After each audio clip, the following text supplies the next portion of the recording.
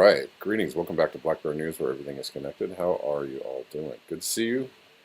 Happy Thanksgiving, if that's what you're into. Hopefully you're celebrating or not celebrating. I don't know what you're doing. However you like to spend the day, do that. And I know it's a little bit of a long build up. Hey, everybody in the chat, how are you doing? We got people watching on Rockfin. We got people on YouTube. We're live on Callin. We're live on Twitter. It's early. I changed the time of the show. Now it's super early. And so, and it's Thanksgiving, so I don't know. Wasn't really thinking that a whole ton of people would show up today, but it seems to, yeah, I'm thankful for coffee too, Osama. Man, I'm going to make some more too. I'm going to finish this show. I'm going to drink more coffee. I'm going to drink coffee all day. Oh, my bat theme is playing twice. Oh, shoot.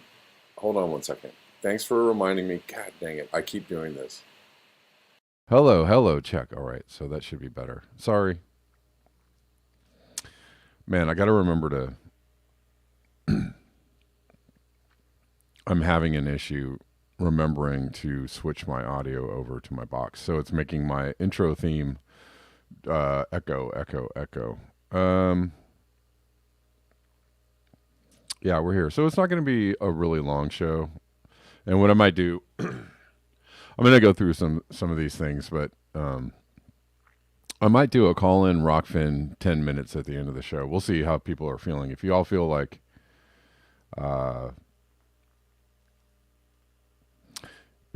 calling in or chatting at the end of the show, we might do like 10 minutes of call-in on, call-in and Rockfin, just talking about this and that. I don't know. We'll see. We'll see how people are feeling. I don't know what y'all are doing today. Anyways, start off with this post from Holding Biden Accountable. Posting this. This is kind of wild. Biden laughs off question about clemency for humans before pardoning turkeys. Someone, a reporter asked, will you be pardoning any people in addition to turkeys? The Post asked Biden as he returned to the White House after receiving a physical and a colonoscopy at the Walter Reed Medical Center outside Washington.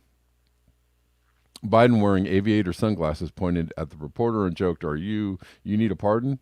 In response to a follow-up question about whether he would free pot inmates. Remember, there were promises made to free people incarcerated on marijuana charges, which is, at this point in the game, a little ridiculous because it's illegal. In most states, not in all states, but in most states, it's legal. So it seems pretty unfair that people are incarcerated due to weed charges. Anyways, asked whether he would free pot inmates whom he vowed to release during the 2020 Democratic presidential primary, Biden said, just turkeys.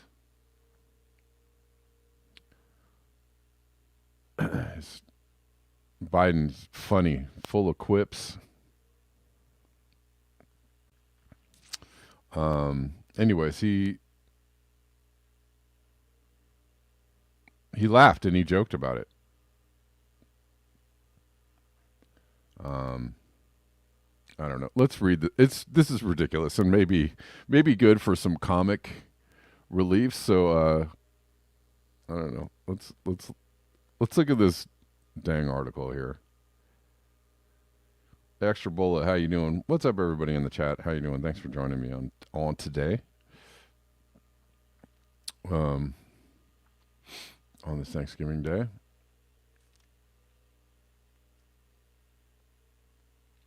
Laughs off questions about clemency for humans before pardoning turkeys.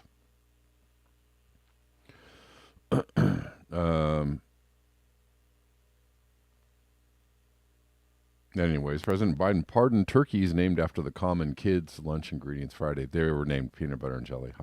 Will you be pardoning any turkeys? We already know about that one. During the event, Biden kept up the presidential tradition of groan-worthy attempts at humor. I'm not even going to read that because that's stupid. Um, Biden cracked that the birds had won the turkey presidential primary and said peanut butter and jelly were what I like for lunch.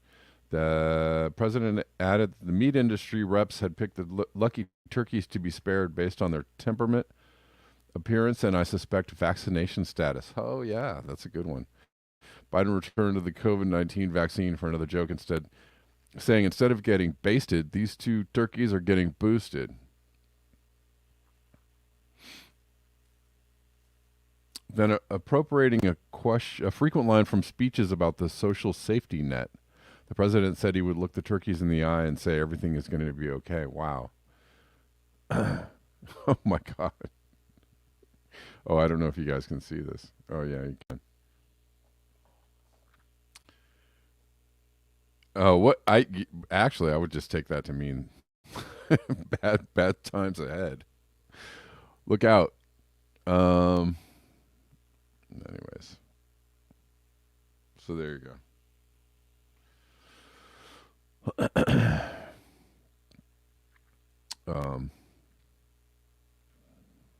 And the news is always giving doom. Nico House retweeting this from an IDF spokesman says Israel has no intentions of stopping its assault on Gaza, even if all the hostages are released. Wow. Nico House, because it was never about hostages, like we've repeatedly said. It was always about ethnic cleansing of every Palestinian out of Gaza. The hostages were just the initial justification so Israel could pretend they were the good guys or the victims, whatever you like. Paul Beckwith retweets this, and we're going to come back to this article. The fossil fuel industry has been infiltrating UN climate talks for decades. Well, like we didn't already know that. We didn't already know that. Nick Oliver sent me this about, and we're going to look at this. 47 scientists and tons of equipment landed in Antarctica. I can't really talk this morning with the Boeing 787 Dreamliner, the biggest plane to ever land in Antarctica. They will save the ice, he says.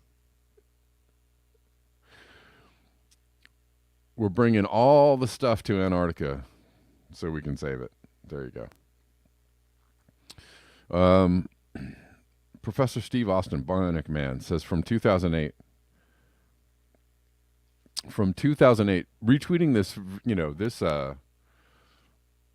kind of classic article from James Lovelock. Enjoy life while you can. In 20 years, global warming will hit the fan. Well, that was from, 15 years ago? According to his predictions. And again, what did I was quoting, just have a think, maybe yesterday or the other day. It's not happening faster than expected. It's actually happening as predicted. And he's predicting 20 years, 15 years ago. So we're in the, I mean, I can't overstate over the last few days the news about hitting 2C, busting through 1.5 and hitting 2C, and pretty much everybody now is having a hard time denying that we've hit the 1.5 guardrail now. This should be, this is very, very scary times as far as the climate goes. We may have entered the moment of acceleration, right? The next phase of acceleration. It has been accelerating through the last couple of decades. Climate change has been accelerating, but it seems that we've hit another gear this year. So I don't know what the next few years will bring, but if it continues on, if the trend line continues to go up on in an exponential manner, the next few years should be well interesting, I guess. Anyways, there's been reports of a new respiratory illness out of China that has been hospitalizing people, and there seems to be. I just heard about this morning. There seems to be, yeah, something going on, and I don't know if it's a real thing or if they're, who knows. Um, I mean, we can't. Every single new uh, potential pandemic will now be compared to COVID, of course. So, is this another COVID-19? It's gonna. This is bound to happen, of course, because that was a uh, pretty significant event, right? Sure. So I don't know. The WHO is asking China for more information. We may come back and look at this article. Um, there also was a pseudo or a kind of for a moment it was a terror event on the U.S. Canadian bridge, on a U.S. Canadian bridge, the Rainbow Bridge. Yesterday, I was working and someone said, "Oh, there's a terror event going on." I was like, "Really? Tell me more." I was super just like, oh ho hum. Really? Of course. But I guess it was hyped initially, kind of hyped as a possible terror attack, and then they quickly pulled back on that. Um, and then Denver sent me a couple of links, not yesterday, but the other day,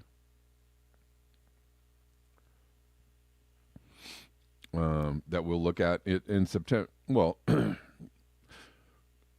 back to what I was just saying, in September we went past 1.5 degrees. In November we tipped over 2 degrees for the first time. What's going on? What is going on? Uh, some people would like to know. Other people don't really even care. And then the other article that Denver sent me, this we'll look at this too. Chlorine disinfectant is no more effective than water at killing off hospital superbug,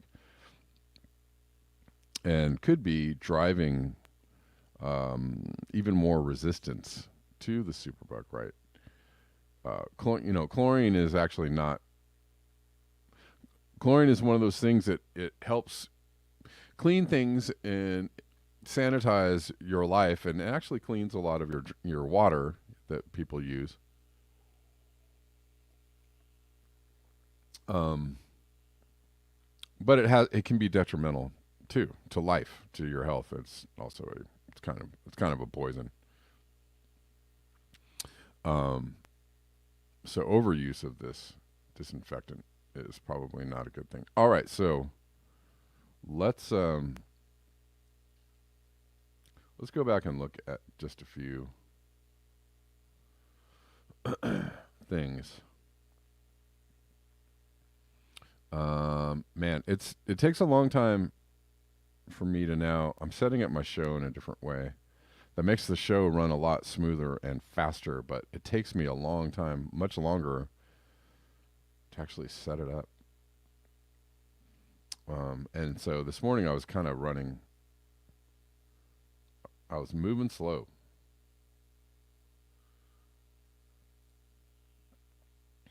Let's look at this from Paul Beckwith.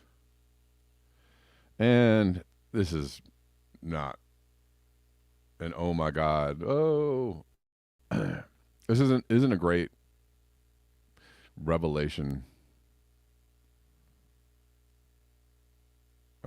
It's something that people have been aware of for quite a while. Oh, I didn't mean to do that. I wanted to do this. Hold on, trying to get to the article. Give me a minute. Um, the fossil fuel industry has been infiltrating UN climate talks for decades. Tell me more. New research shows way more oil and gas industry representatives have attended the climate summit than previously reported.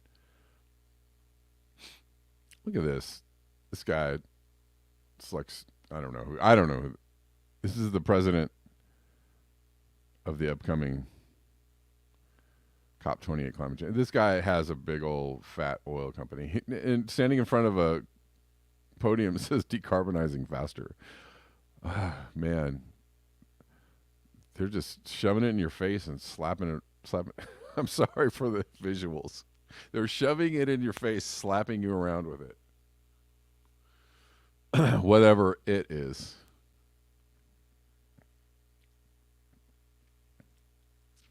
At the end of this month, world leaders will converge in Dubai for this year's UN climate talks, COP28.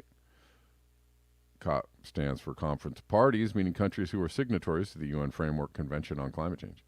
Delegates from those countries are ostensibly the only people allowed to actually make decisions there. But as new research shows, that isn't really how it works. Since COP9, held in 2003, the UNFCCC has granted 945 badges to fossil fuel representatives who disclosed their corporate affiliations to attend those talks. Some delegates, that is, attended multiple years in a row on different badges.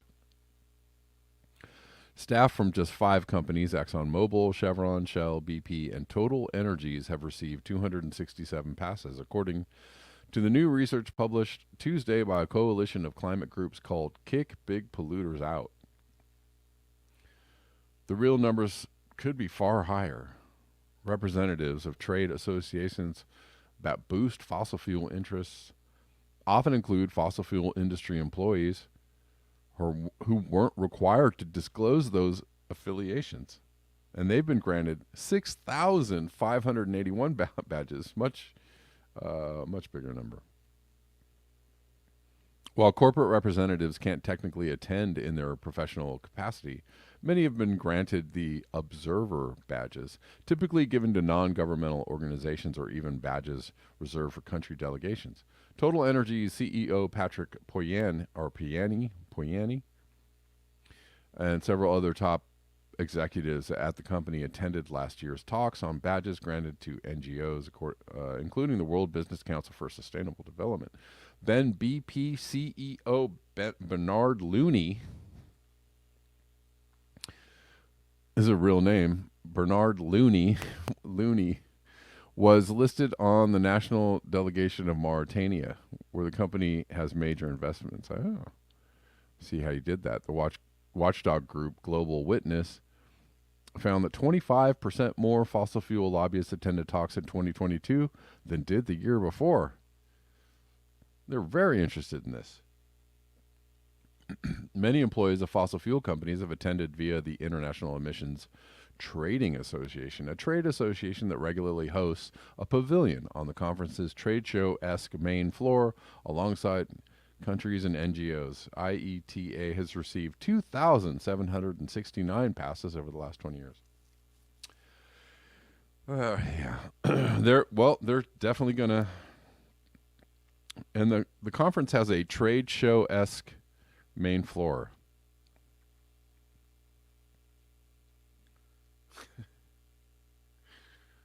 Yeah. Which should outline how serious they are about not destroying the planet.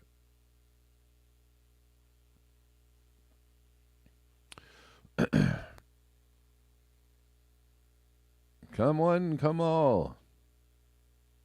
Step right up, folks. We have some new gadgets and widgets here to help you beat climate change. Right? It's ridiculous.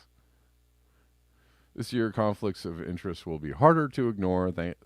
That's thanks in part to the fact that after years of pressure over fossil fuel firms' influence on the talks, UN officials will for the first time require COP28 attendees to disclose their employer affiliations as part of the registration process. Well, that should do it. That should fix the problem and totally fix climate change. But fossil fuel influence will be more out in the open in other ways too. Could it be because it's actually in the United Arab Emirates or wherever? Could it be because it's right in the Middle East? Anyways, fossil fuel influence will be more out in the open. COP28 President Dr. Sultan Al Jaber is also the CEO of Abu Dhabi National Oil Company. Come on, man. All right. Somebody said Paul Beckwith didn't go or refused to go.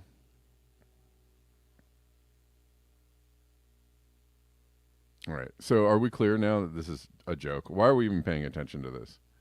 Why is this even? I don't even know. They should just, it's the end of any belief that this is doing anything for anybody. I think it should be, personally.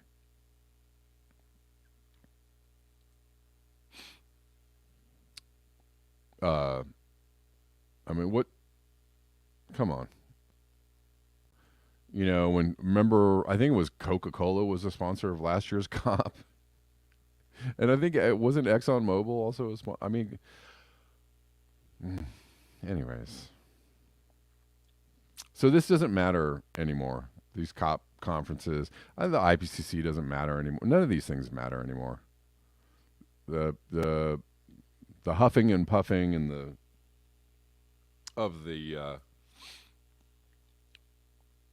the businessmen with the monocles and the top hats and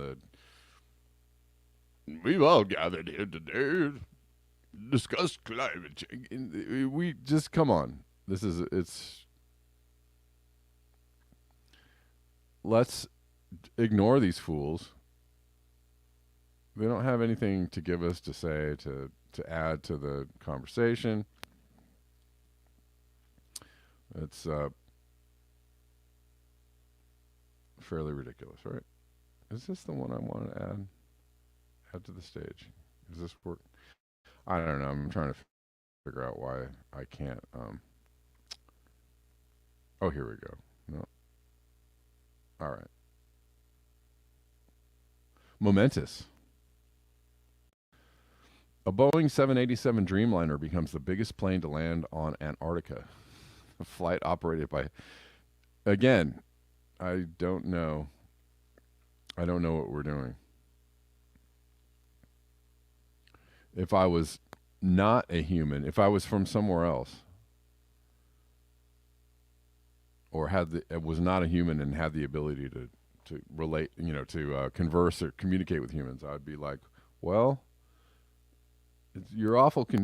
I'm confused as to what it is that you think that you're doing. It is not a very well-veiled attempt at doing the opposite of the thing that you say that you should be doing. But, or not understanding the problem to the point where you allow yourself to continue making the problem worse, even though you know it's a problem. It's a particular skill that humans have, right? Man, we're good at that. Anyways, the flight operated by Norse Atlantic Airways and named Everglades. Oh, that is really beautiful. Isn't that nice? They named it Everglades. I love it. Landed at the Troll Airfield in Antarctica at 2:01 a.m. local time Wednesday in a momentous moment. I'm sure this person is paid grandly for that. It's a frozen dream come true. Okay. I get it now. This is comedy. I get it. Okay. It took me a moment.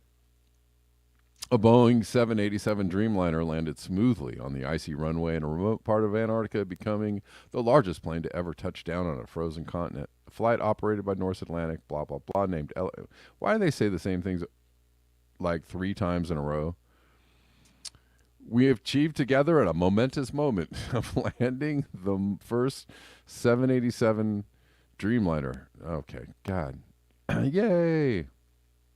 There's the flight crew. Okay, ladies. Thanks, ladies, for your service. The Dreamliner's mission was to take essential research equipment and scientists to the remote Troll research station in Queen Maud Land, Antarctica. Altogether, there were 45 passengers, including scientists from the Norwegian Polar Institute on board the flight, which also transported 12 tons of research equipment essential for Antarctic exploration. It makes me think of the book of the Ministry for the Future, and their plan to refreeze Antarctica or mitigate climate change was to pump water. Well, oh no, they were trying to slow the glaciers. That's what it was. And so they were going to pump water up from the ground where there was like the meltwater was increasing the rate of the flow of the glacier. So they were going to pump water up from the ground back up onto the ice and refreeze it. It was,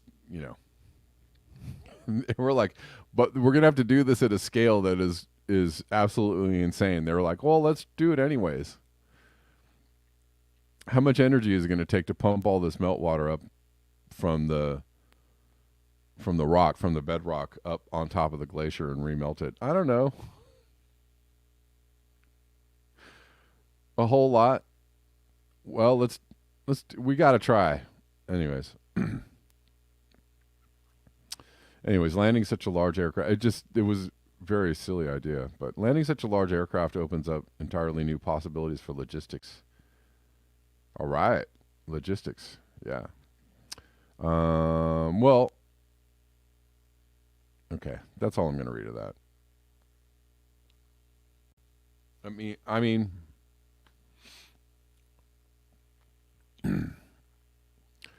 it's a great day for Antarctic research, my friends.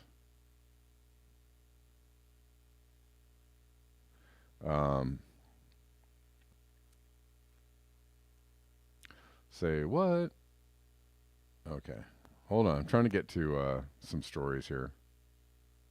A few more things I want to cover before I get out of here. It's not going to be, again, a super long show today.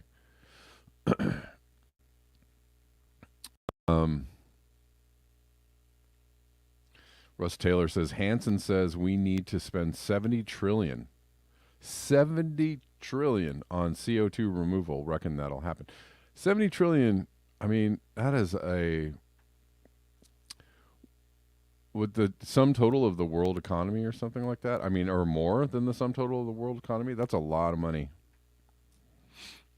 That is a lot of money. All right. Okay. Before I get into this next article, there are good ways to support the channel, and I could honestly, I could really actually use your help, y'all, in the direct donation way. Rockfin and YouTube take literally months to get to me. But if you enjoy the show and you like to see the show every day and you appreciate the show on any level, you can support me directly here in this way. buymeacoffee.com/blackbearnews, Cash App at Red Llama Music, Venmo at Kevin Sandbloom, paypal.me/Kevin Sandbloom. You can Zelle me at Kevin Sandbloom at protonmail.com. And I appreciate everyone there are many supporters of the channel. I really appreciate y'all who do support regularly, and that you know who you are. Okay. You can also support me on Patreon, of course, and all the other things.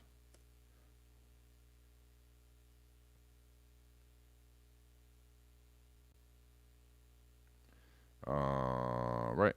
Where are we? We are here.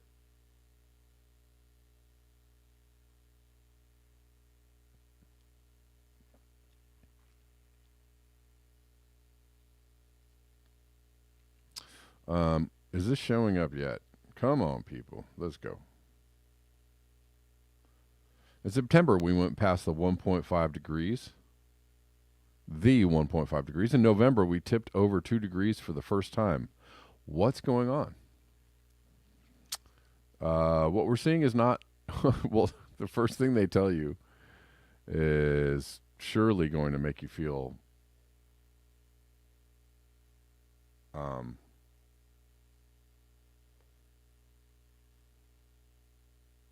surely going to make you feel better. What we're seeing is not runaway climate change. These are daily spikes, not the long-term pattern. We would need to say the world is now 2 degrees hotter than it was in the pre-industrial period. These first breaches of temperature limits are the loudest alarms yet. They come as the United Nations Environment Program warns the world is still on a path to a hellish 3C of warming by the end of the century. But they do not signal our failure. The sudden spike in warming in 2023 comes from a combination of factors. Climate change, a strong El Nino, sea ice failing to reform after winter, reduced aerosol pollution, and increased solar activity. There are also minor factors such as the aftermath of the volcanic eruption near Tonga.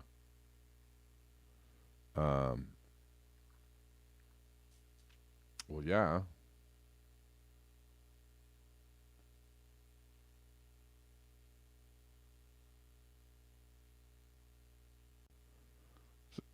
Interesting conversation going on in Rockfin about music, if anybody wants to join in there. I am not getting distracted, okay?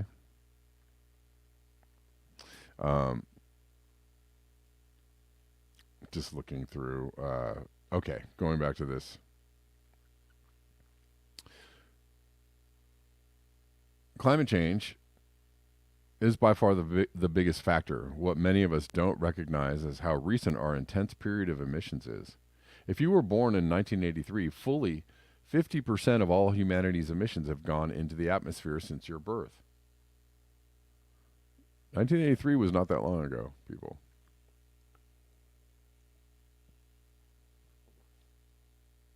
Human emissions and other activities have so far contributed to about 1.2 C of warming. Greenhouse gases trap heat, blah, blah, bing, bang, bang. El Nino. The El Nino Southern Oscillation climate cycle in the Pacific has the biggest natural influence on climate. That's because the Pacific is huge, accounting for 30% of Earth's surface. When in the El Nino phase, the seas off South America heat up. This in turn usually makes average global temperatures hotter. Right now, there's a dangerous heat wave in Brazil where heat and humidity combine to make it feel like 60 C. 60 C. The intense heat contributed to the death of a fan at Taylor Swift's Rio concert last week. El Nino will likely peak in the next 2 months, but its effects may well persist through 2024, driving global average temperatures higher by perhaps 0.15 C.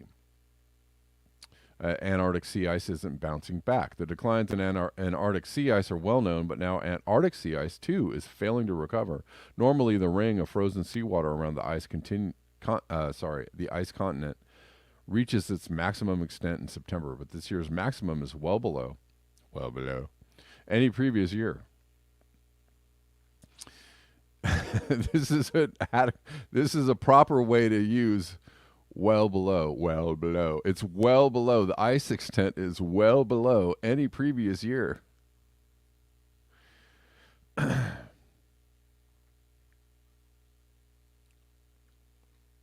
As we enter summer, that means more dark water will be exposed. And since dark surfaces absorb more heat, while white ones reflect it, it means still more heat will go into the oceans rather than back out into space.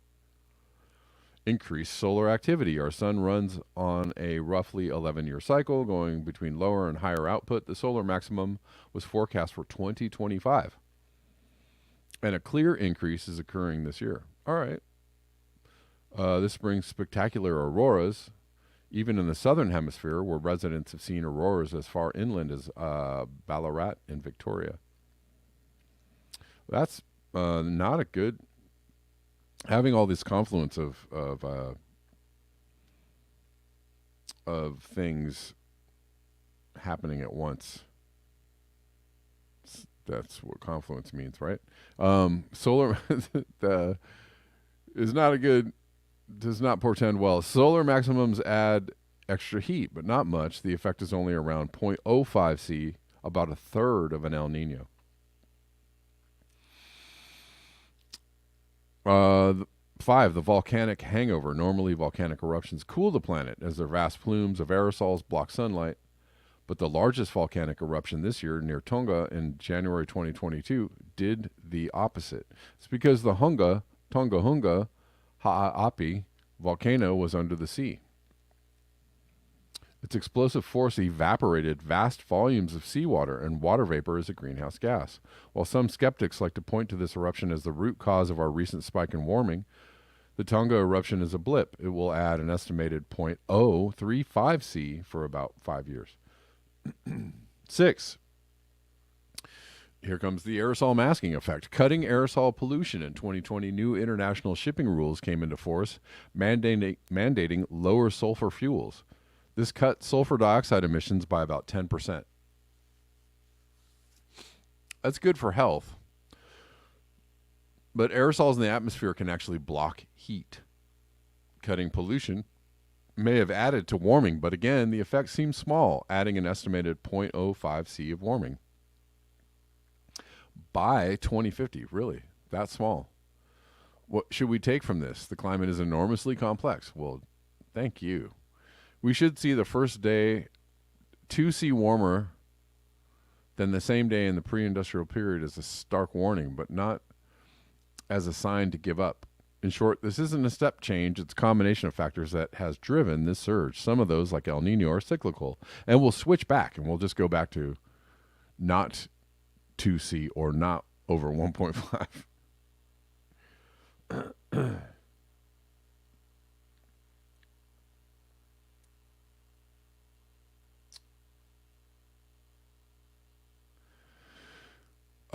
So, yeah, I don't know. What do you guys think? Let's go all the way back up to the beginning of this article where they say, what we're seeing is not runaway climate change. Just take that with you, okay? Absolutely, positively not runaway climate change. That's what we're seeing. We're not seeing that, okay? It only went through from 1.5 all the way to 2 degrees in 1 year. Absolutely not runaway climate change, okay? So, enjoy the day. Or as James Lovelock said, enjoy it while it lasts. I guess. I don't know. I mean, maybe it isn't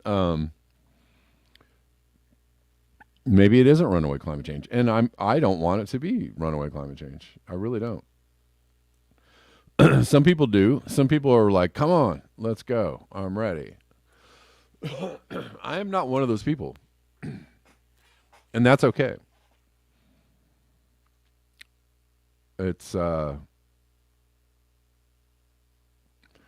you're good. Whatever way that you are about it, if you're like, let's get on this runaway climate change train and get her done, as they say. If that's how you're taking this, then that's cool. That's not my that's not my bag necessarily. I'm kind of like, dang, this sucks. Like,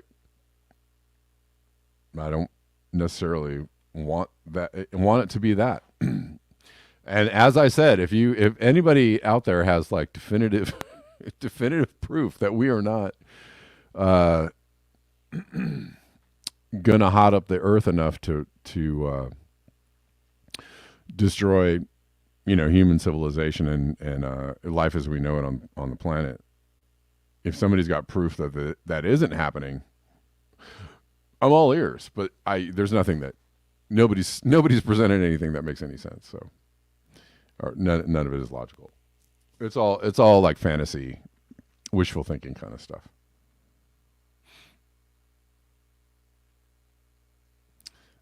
Unfortunately, that's what it is.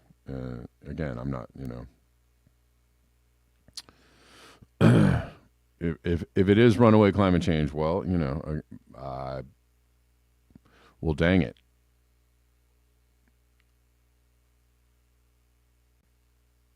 Um, okay, last thing I'll talk about. Chlorine disinfectant is no more effective than water at killing off hospital superbug, new study shows. One of the primary chlorine disinfectants currently being used to clean hospital scrubs and surfaces does not kill off the most common cause of antibiotic associated sickness in healthcare settings globally, according to a new study. Research by the University of Plymouth, or Plymouth, as I like to call it, has shown that spores of clostridioides, I guess, difficile, commonly known as C. diff, we call them C. diff, are completely unaffected despite being treated with high concentrations of bleach used in many hospitals. In fact, the chlorine chemicals are no more effective at damaging the spores when used as a surface disinfectant than using water with no additives. Wow. Writing in the journal Microbiology, the study's authors say that susceptible people working and being treated in clinical settings might be unknowingly placed at risk of contracting the superbug.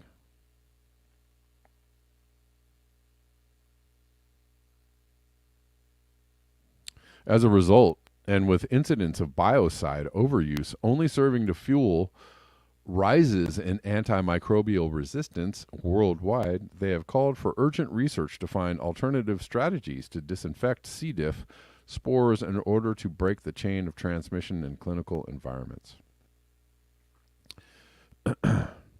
Dr. Tina Joshi, Associate Professor of Molecular Microbiology at the University of Plymouth, carried out the study with Humaira Ahmed, a fourth-year medicine student from the University of Peninsula Medical School. Dr. Joshi said, with incidents of antimicrobial resistance on the rise, the threat posed by superbugs to human health is increasing. True.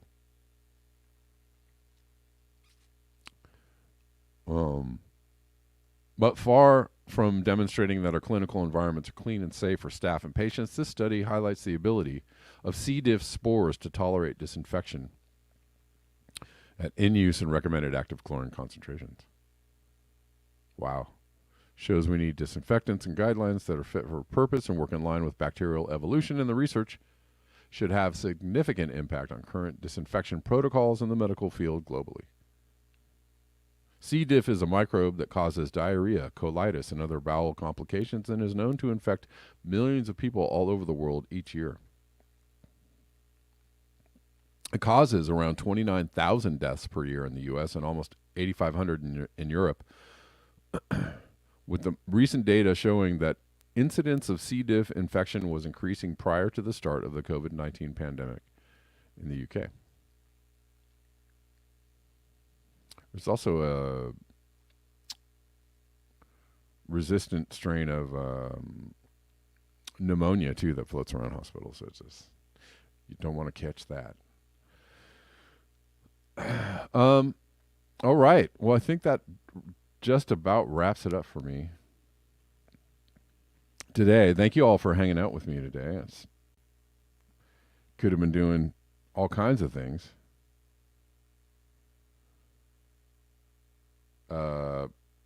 Yeah, I'm looking at the Rockfin chat. Climate change has become hidden in the fan. Denver says 70 to 80 degrees near Thanksgiving should be a big indicator. It's a really nice day today in Southern California, I have to say. And it's been really warm this week. It's been touching, it's been high 70s, touching 80 almost. So definitely, I don't know if it's unseasonal for Southern California, but it's definitely warm. Definitely warm, and if it keeps on getting warmer, well, I've noticed in the last few years definitely in the last maybe 3 to 5, every single November, we have a few days where it, there were a few days that it hit like almost 90 in the last few years in November. And it's been this week has been not that hot, but pretty toasty.